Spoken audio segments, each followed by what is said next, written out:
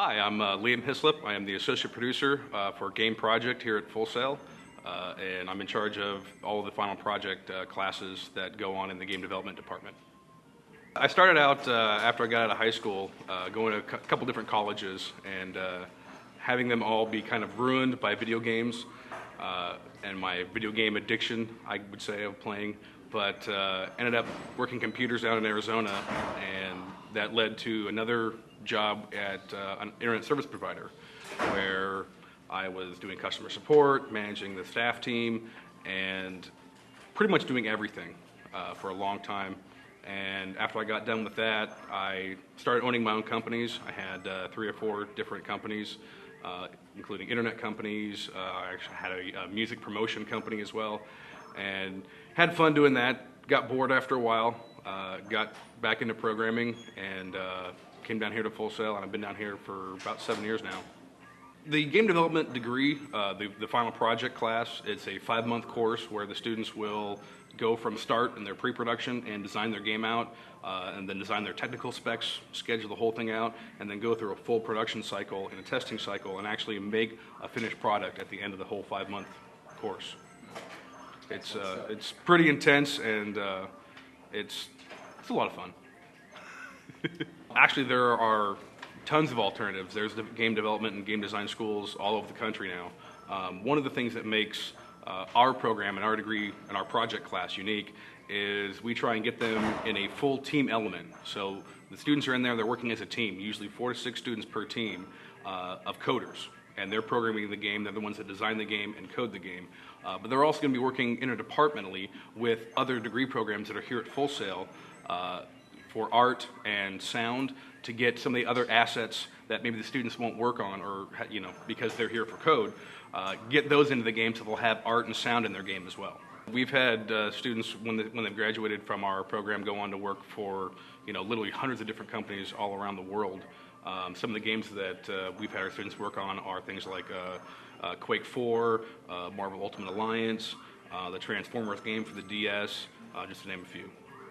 It's starting to become more and more a much bigger part of the whole process. Used to be, 5-10 years ago, they would make the game and then throw sound in at the end.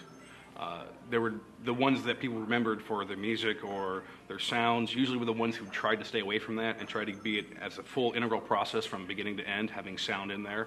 And more companies are realizing that that's important. When you're making a game and you're looking at a computer screen, you only see this much, but audio has to fill up all the rest of it. So it's super important that it happens from the beginning and goes all the way through. How sound actually is integrated into the game kind of depends on the company. A lot of times there are still companies that do throw it in at the end and think it's kind of just, something we have to do.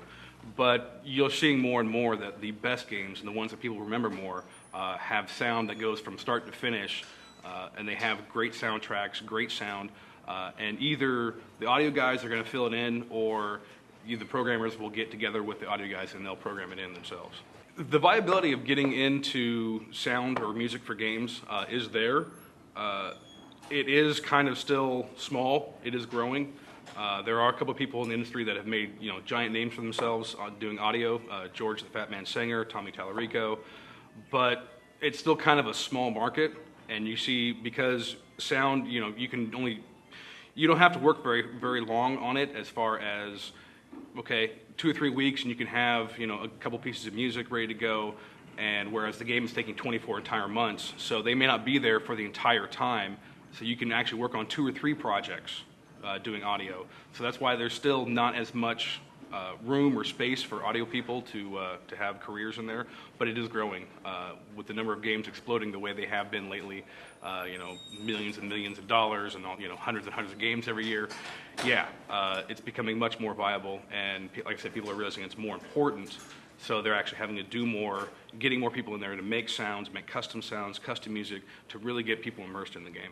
Well, usually the way that it kind of is created, you'll have the designers or the producers or the leads actually create full lists of what needs to be done.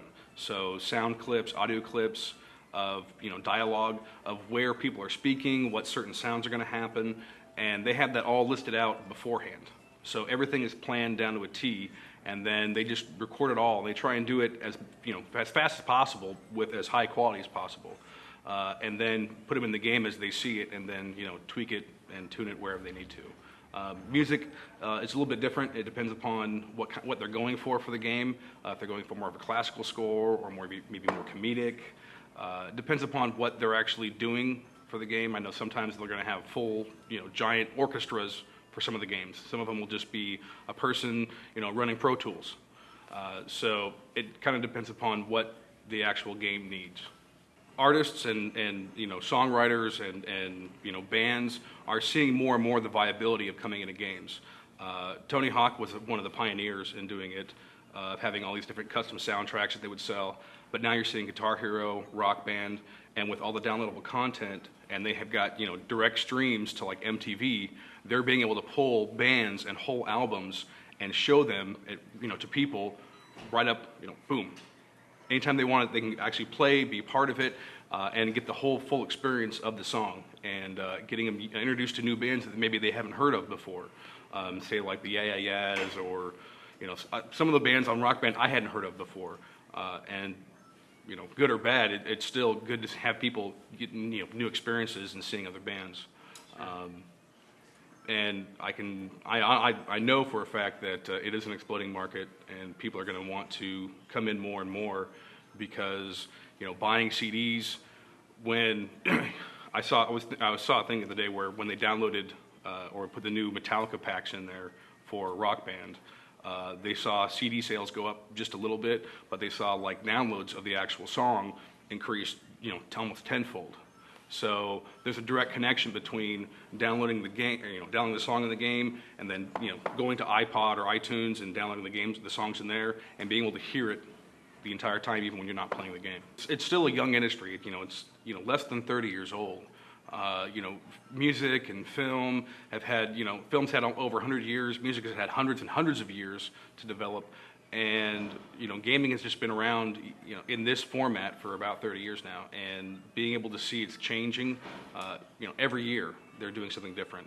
Even if one console wins or the other console wins, doesn't matter. There's going to be another one out there that's going to improve upon something and make things better, and try and make it more immersive. And I think that's the ultimate goal. Is I know people say having a giant bodysuit and walking around and doing the games with that, and a lot of people would think that's kind of cool, but a lot of it I think is not just that, but also like the Wii has shown, getting a lot of families together in the same room and being able to play the games together, having it be kind of like the television was in the 50s, where everyone would stand around and sit around and watch the television. They're doing that now for games, getting things in the living room, because that's where the money is at, in the living room.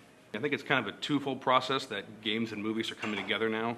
The first one is the fact that, the technology is there, and people are able to see, okay, I can do the same kind of CG stuff in a game that I can do in a film, and I can make it interactive and show different parts of it.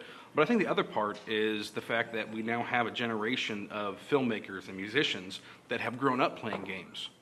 So it's been part of their culture for their entire lives. They've always been playing games, and so they want to take their passion, their love of making movies and making music, and put it into something else that they like to do, which is play games. And so it's creating a nice cohesive nature. I think will just grow and grow and grow from here on out. Anytime somebody asks me what they should do first if they want to get into games, and I said, it doesn't really matter what area of games you want to get into. If it's art, programming, sound, doesn't matter. Play every game you can. Go back, and not just the ones that are out this year, go back to the old Nintendo games from the 80s and 90s, the Sega games, the old PlayStation games, and see how they did sound, with the limited amount of resources they had back then. But listen to the things they did. The Zelda series of games, they didn't have very much for sound back then, but they still made a very good music score piece that people still remember to this day. And it's not so much the technology, but just the creativeness of being able to take what is there and make it your own and make it awesome. So go back, study those things. And the other thing is just have a passion for it. If it's what you want to do, you got to immerse yourself in it. One of the things here at Full Sail, that's one of the good things about being here, is the students that are here are immersing themselves fully into this, and they're getting the whole experience, start to finish. And it helps them out because they're able to actually spend a whole bunch of time just being creative, just seeing what's going on, talking to people that are talking their language, and going forth from this school and doing what they love. Thanks so much for doing this. You're Really welcome. appreciate it. Thank you. Yeah.